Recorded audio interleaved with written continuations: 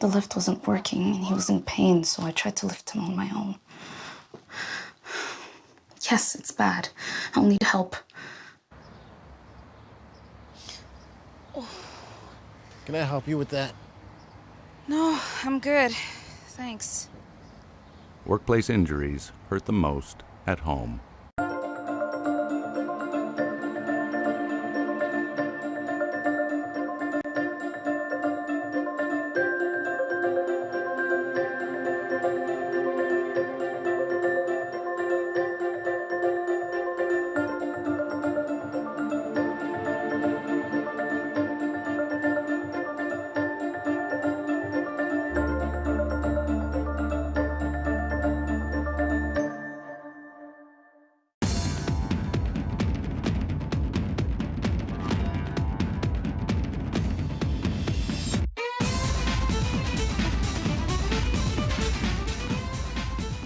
Hello everybody, my name is Jason Piercey and this is Out of the Fog. I am excited about today's conversations. We're going to talk about women, but empowering women who are choosing to empower themselves and giving an opportunity to people who may not have spent the time or money to invest into their own self-development. And I got some people who are always there to help along the way. We're going to talk to Heidi Downton from the Dance House and Gina Keeping and Tammy King about a pretty cool Get Connected retreat. All that right after this.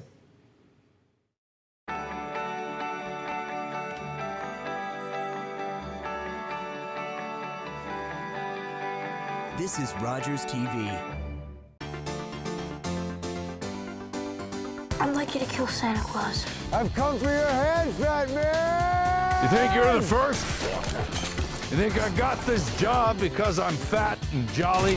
Harper isn't out and her parents don't know we're together. Abby? So her parents believe their straight daughter brought home her lesbian friend? What are you doing in the closet?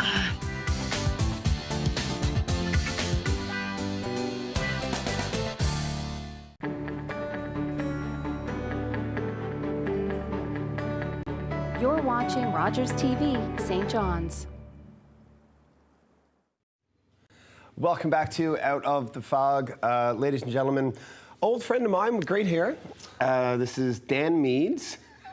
Cool. I mean, I introduce a whole lot of people all of the time, and I don't like to write ahead of time what I'm going to say, just because I want it to be like whatever I'm feeling in the moment. Right. If and you I just got lost there. If you had written it ahead of time, it would have been great hair. So it would have been the same thing. Yeah. So. You're the provincial coordinator for the Transition House Association, Newfoundland Labrador. Yeah. Not necessarily the reason why we're talking today. Sure. I thought it would be really good for our audience to understand a little bit more about what guaranteed basic income means. Sure. And how that doesn't necessarily mean what everybody might think it means. Yeah, that's great. That's a thoughtful way to frame the conversation, Jason. Yeah. Thanks for that. So a few things just to start out, right?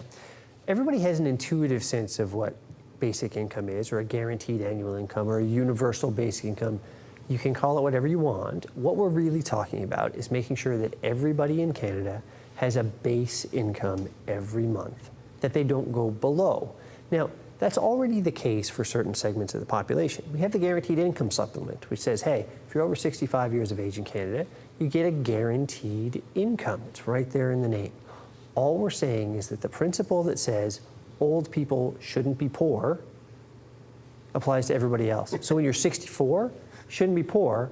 When you're 65, we all agree, Guaranteed Income Supplement's great, old people shouldn't be poor. Cool, great agreement. All I'm saying, and other people that are in favor of this, is that your 65th birthday isn't that important to me. I don't think you should be poor anytime. And so that's really what we're getting at. And the other thing that I wanted to just mention up front is that, you know, I'm the provincial coordinator for the Transition House Association. I help shelters for women and children across Newfoundland and Labrador.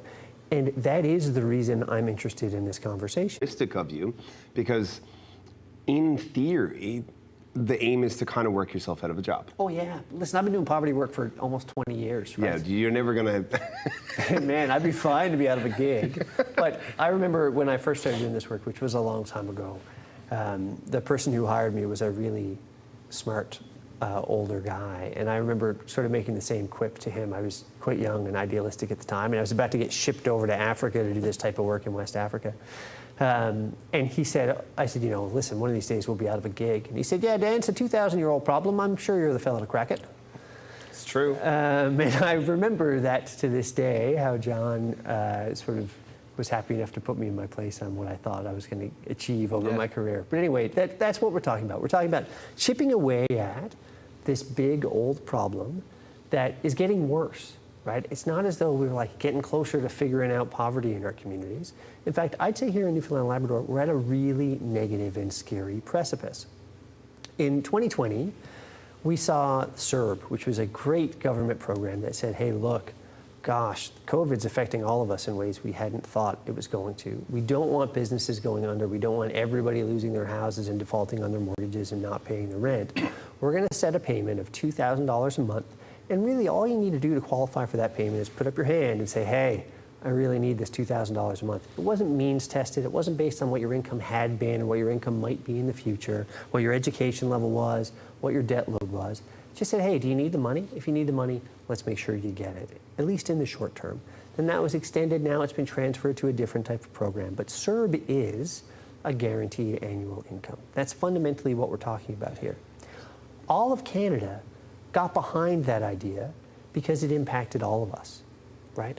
The uncertainty level that COVID brought to all of our lives made us question a ton of things, all of us. Didn't matter who you were, right? Some people made more money through COVID than they had beforehand. Yeah. Other people lost a ton. All of us had to question what that meant for us and what the right choices we were making moving forward were. So we all agreed with CERB. We all agreed with the Guaranteed Income Supplement. These are our guaranteed annual incomes. These are our basic income programs. What I'm concerned about is that here in Newfoundland and Labrador, the negative medium-term impacts of COVID, medium-term being the end of the winter into the summer of 2021, are going to be, in my opinion, catastrophic. The government of Newfoundland and Labrador has made a decision around CERB that says if you're on income support and you receive the federal benefit, there's going to be an income support clawback for you. What this means is that there's only two provinces that have made this really awful choice. What that means is that if you were poor going into CERB, right, so you're on income support, that means by definition you were poor. Can you define poor just so that... Yeah, just for everybody who's watching, he keeps saying poor. What does he mean poor? Yeah, right. Yeah. So, look, there's a whole bunch of ways that we define poverty.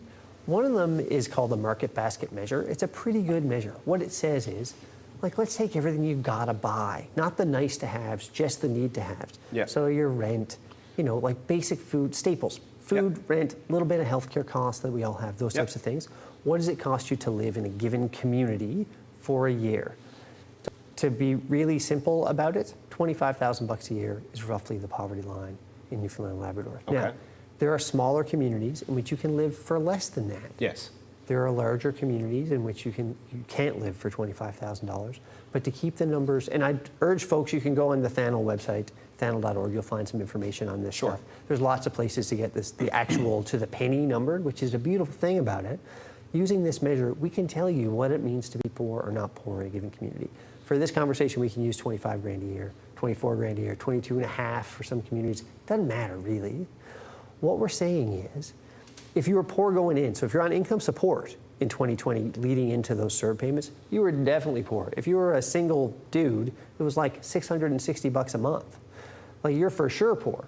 If you got a bunch of kids, it could be as high as $1,500 or $1,600 a month. Listen, that's not changing the nature of your life. You're still poor. You're still poor. Yeah. If you're poor going into these CERB payments, the government of Newfoundland and Labrador has made the decision to make sure you're still poor after. In fact, you're likely going to be in the hole compared to where you were before the CERB program because they're clawing back your income support based on that CERB benefit. One of two provinces making that terrible regressive choice. So, tax season's going to come. Some folks got CERB that maybe they shouldn't have. They were just above the poverty line. There are some other employment factors. Maybe their employment didn't change. They were making $14 an hour, $15 an hour. They were living at or just below the poverty line. Yep. They took those CERB payments. Why wouldn't you, right? Free money. Not just free money, right? Let's keep in mind when COVID started, the Prime Minister of Canada stood up at a lectern and said, if you're not sure if you qualify, apply anyway. Direct quote. So people who weren't sure if they qualified or not applied, they got this money, and now JT is coming on and saying, well, you know, Deficits aren't that big a deal, but some of you are going to have to pay back a lot of that money. So now you made $24,000 last year, you got CERB payments, you're on minimum wage, JT's going to come to you at tax time and say, whoa, you owe us an awful lot of that CERB money back, dollar for dollar, based on the differential that you shouldn't have gotten. So we're going to see people who were just at or above the poverty line in Newfoundland and Labrador in 2020, in 2021 are going to be significantly below the poverty line. So the argument is that a guaranteed basic income will prevent that first quarter, second quarter issue in 2021. It sure will, but it'll also stop the negative social outcomes of poverty beyond that. And I want to talk about those for a second. Sure. If you look at what poverty does to a community, so let's take it out of the individual. So you got a poor person living on your street. Listen, I live downtown. It's a great mixed neighborhood. My neighbors are of all the different income levels. Part of the beauty of St. John's is that most neighborhoods are like that. Yeah. Let's not think about that individual for a second. Let's think about what poverty rates do to a community or to a society. So what does poverty mean? What does it cost? Well, we have negative justice outcomes because of poverty rates in our communities, right? So we know that poor people are more likely to get involved in have interactions with the justice system. There's a whole bunch of reasons for that. One of them is that if you can't afford food, you're more likely to steal it than not. I'm frankly okay with having that conversation with people. So negative justice outcomes that are really expensive, right? If we actually take folks and incarcerate them, there's no more expensive way to house a human in the world than put them in a jail. The second one are education outcomes. We tend to get far worse education outcomes among populations that are living in poverty than they don't. There are a ton of reasons for this. I'd like to give you the most simple to understand one, and that's that if you're hungry, you're not learning. Sure. Full stop. Right? So if you're a kid, you go to kindergarten with an empty belly, the likelihood of you learning your ABCs very well are pretty low. It's hard enough to pay attention as it is. Gosh, good luck. The third one is the most expensive one, and it's the worst one for all of us, and those are healthcare outcomes. Looking at the provincial budget, pretty soon half of our budget in the rest of the provinces in Canada are going to be healthcare-related spendings. COVID didn't help us with this problem. No, of course not. It's going to be healthcare-related spendings. What we know is that what it costs us to provide good ethical healthcare, which we do here in Canada, to people living in poverty, is way more expensive than providing that same service to people that live just above the poverty line. Again, it comes back to some of those nutritional life choices. It's not just nutrition, though. There's lots of other addictions and mental illness issues that get exasperated when people are forced to make those tough decisions in poverty. Like when it's a whole lot easier to stop using drugs or drinking when you know that you're going to be able to eat. Absolutely. Absolutely. So those three cost categories alone, you're going to start saving money by making sure people are above the poverty line. So from a societal point of view, how do we pay for a basic income? We stop paying for not having a basic income. Sure. Right? So we stop sending hungry kids to school. We stop the obesity, mental illness, addiction epidemic in this country. That's an oversimplification. Oh, very, But let's not kid around. Poverty plays a part in this. If you're forced to buy your groceries at Jackman and Green because you can't get to Costco, whatever, right? Yep. And then the third piece around that is we've got a population that's going to get a better education because they're not hungry when they go to school. If we just take those three areas, the financial argument against a basic income falls apart very, very, very quickly. There's been cost of poverty reports done all over the country, and they say the same thing. So then what's the holdup? Like if the economics of it are that simple, and I believe that they are, half of our entire provincial budget is spent on healthcare. There's a portion of that wouldn't cost us at all because it wouldn't exist if we gave everybody $2,000 a month.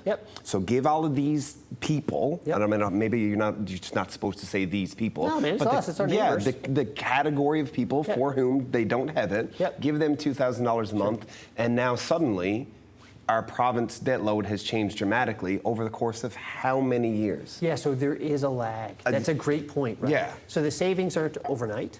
The benefits are. That's an important thing, right? So that's why this decision hasn't been made, is that if, say, hypothetically, you're the premier today, you've got an election coming in the next 12 months, pal, because you're not elected by the population. So he needs to wait till he's got 4 years? 4 years isn't going to do the job either. No, I mean, before he says, let's do it, he needs to know he'll be there for 4 years? I don't think 4 years is long enough. This is the problem, is that you've got to be willing to make the expenditure and incur the cost years before the benefit. So somebody else gets the benefit, and heaven forbid he's wearing a different political colored tie than you are, right? Because then he gets the credit for the decision and the cost that you incurred. There's also a tough position that we're in Newfoundland and Labrador fiscally, and I think having this conversation without recognizing the fiscal circumstance of the province isn't especially thoughtful. And so, listen, the government of Newfoundland hasn't got a ton of money sitting around to spend. However, they are going to the feds hat in hand for all sorts of things.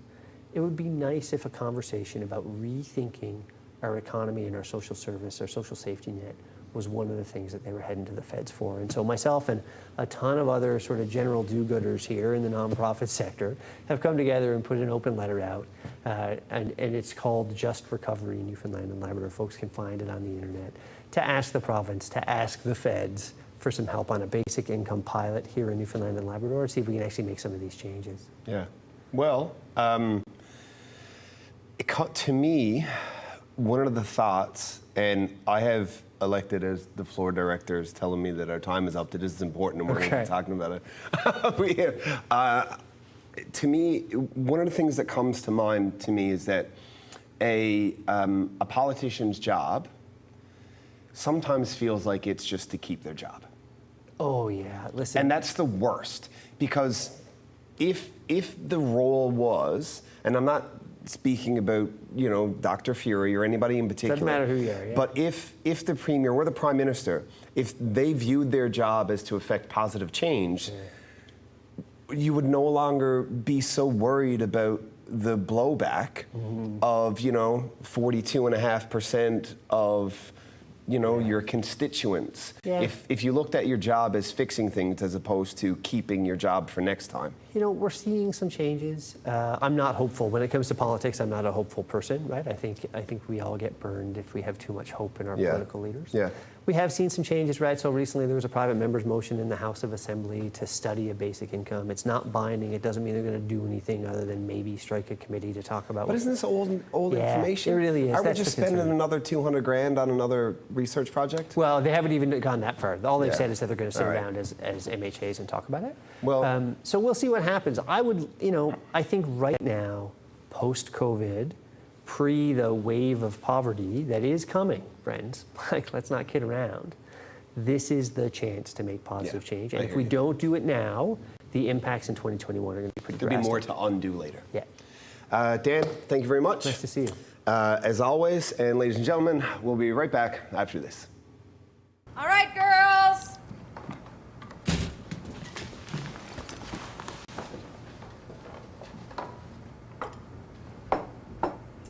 Mom, you said it's played again.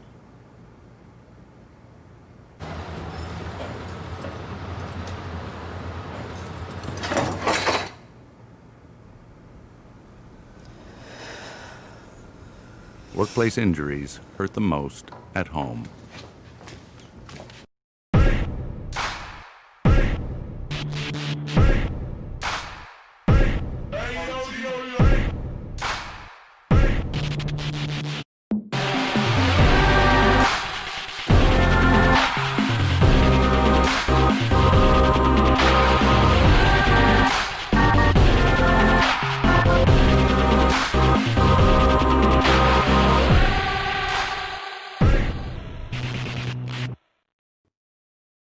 Welcome back to Out of the Fog. I hope you enjoyed that conversation with Dan as much as I did. I think it's fascinating. It's really, really interesting. Now, speaking of something else that's really interesting, kind of fascinating, how about you take youth singers from Shallaway Youth Choir and you have them submit sections of a song and you put together a music video, and it's really pretty, and it's about singing a rainbow to brighten all of our lives because things get a little bit dark when you put a global pandemic all around us. Anyway, let's have a watch. It's a lovely song.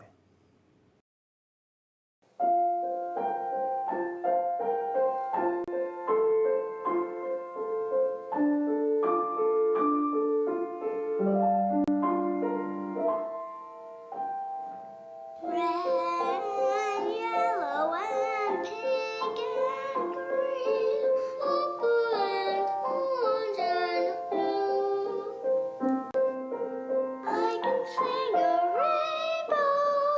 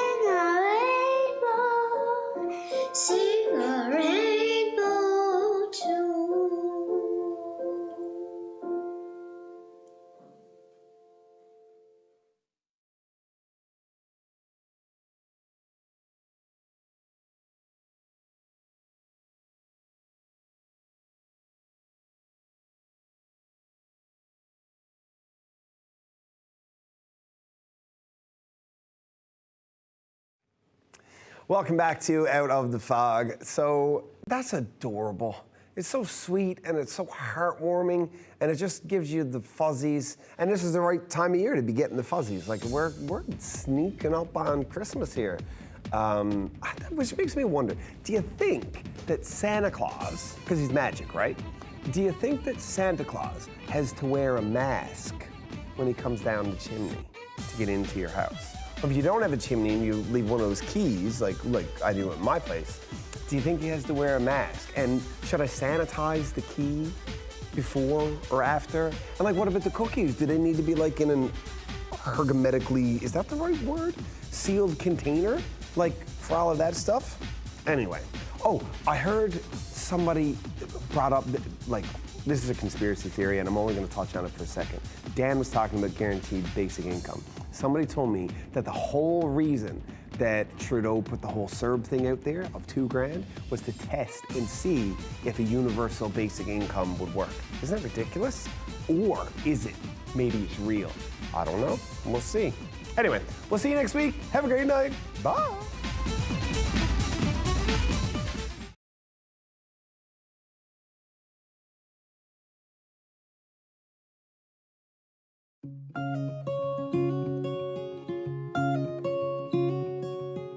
My name is Marina Palmer. I grew up in Portishead and I'm still living in Portishead. Came from a very large family. We had to cook to help our mother out. She had that many children, so we were taught pretty young. Every one of us can cook, I'd say fairly good. I grew up, we had to take turns making our special cake for the weekend. Each one's sisters, one did a light one did a chocolate one, and then we did molasses, what they call the old-fashioned molasses cake, or like a gingerbread. We learned the old way that they used to cook. Meat wasn't easy to come by back in them days, so there was no fridges, no electricity. The vegetables mainly came from our garden. Fish would have came from Portishead. You go to the fishermen. I use my own olive oil. Now I'm going to do a recipe that came back from great-grandmother from Quebec City. I'll keep stirring this now until it's brown, really brown. You brown your little bit of flour and make it nice and tasty. It was fish, you know, with potato and onions into it. I want enough of liquid to cook the fish, but I don't want too much. It was good. And we enjoyed it. Really did. My mom used to cook a master-sized pot. The recipe did come from Quebec. That's where my grandparents on my dad's side came from. My mom's side, my grandfather came right from France. At the age probably 14, 15, he decided he was going to get off the boat, so he jumped ship and took the boat and rowed ashore into it and hid away under a pile of lumber.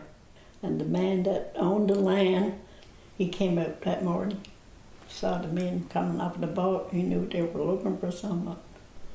And he was hid away on his pile of lumber in the yard. So he took them in and gave them tea, and then he took them down, showed them where to go, where no one wouldn't find them. Down in Eddie's Cove, there wasn't very many people, probably 3 or 4 families at that particular time. So they took him in, and that's where he met my grandmother too, and he married her. It's just something when you decide you want some fish, you want fish stew or fried fish or whatever, you know, you just cook it up for a meal. It's always made the same way that my mom used to make it and taught us to make it. It was a recipe that we grew up loving.